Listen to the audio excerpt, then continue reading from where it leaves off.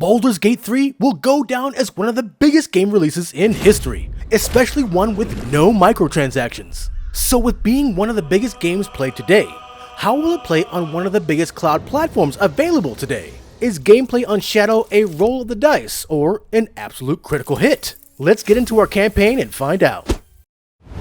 Now let's start with the base Shadow machine. Now I know many of you will be using this instead of the power upgrade, but please, stay for the whole video because there might be a problem for all Shadow users that we've encountered. Now overall, Baldur's Gate 3 is a pretty well optimized game and it does support both mouse and keyboard and controller, as we'll be switching back and forth constantly. But will it run on hardware as old as the Nvidia P5000, which is equivalent to the GTX 1080, made almost 10 years ago now? We'll run a couple of tests starting with Ultra at 1080p. Now for our tests, we did them in Emerald Grove. Inside and around town, we got a very good FPS hitting 60 and higher.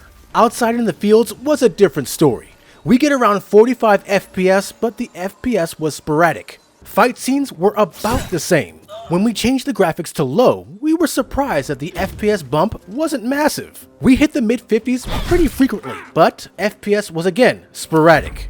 The P5000 on the base tier is too old to support DLSS, but AMD FSR is here. Now we noticed that enabling FSR didn't do too much because this is already a heavily CPU-bound game in which FSR uses to run. Plus, scaling technologies like DLSS and FSR work much better at higher resolutions. It also makes the graphics look terrible at 1080p. So let's try this at 4K on the base tier. I'm going to start the 4K test on the base tier at Ultra with FSR off.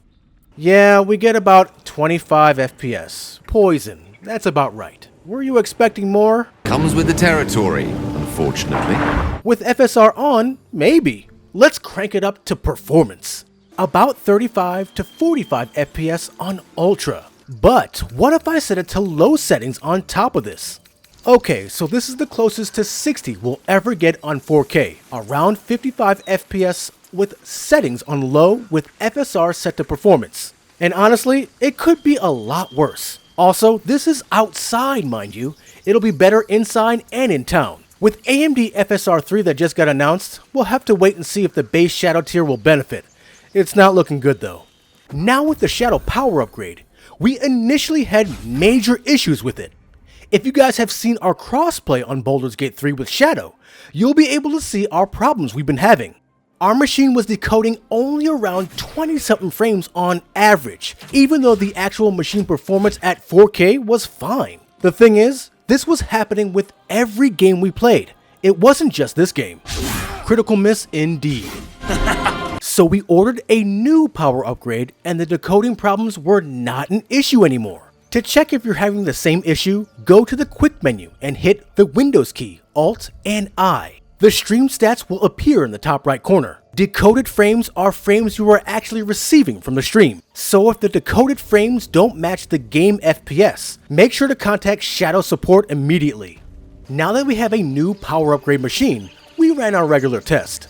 Right out the gate, I'm at 4K at Ultra settings and we get frames around the mid-50s. But of course, this is outdoors, and all I have to do to get this up is to apply DLSS to just quality, and you'll get frames above 60 on average.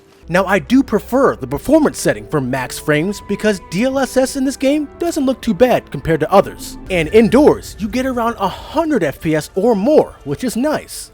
Now 1080p on the power upgrade wasn't as powerful as I thought it was going to be. On Ultra with any level of DLSS, I got crazy frames indoors, but outdoors it goes back to 4K FPS. But each area of Baldur's Gate 3 might perform differently, so set the settings to where you like it the best. The power upgrade really does run the game well. I highly recommend it, especially at 4K.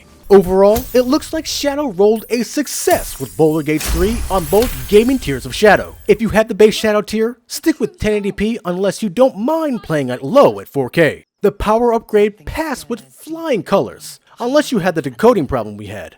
And if you do, make sure to contact Shadow support and feel free to send them this video for reference. You'll get no more trouble from us, promise! New users shouldn't have any problems though, so if you are looking to get started with Shadow, you can get 10% off both Shadow tiers for the first month with the link in the description. If you like this overview of Baldur's Gate 3 on both gaming tiers of Shadow, give us a like. Also, make sure to join as a member of the channel or join our Patreon and Discord in the links below. And above all else, make sure to subscribe to keep it locked right here at the only place where you can do battle in gaming heaven, Cloud Gaming Battle. This is the Black Knight, and it looks like George Michael here wants us to have faith in him. But in time, all will be told. I gotta have faith, faith, faith.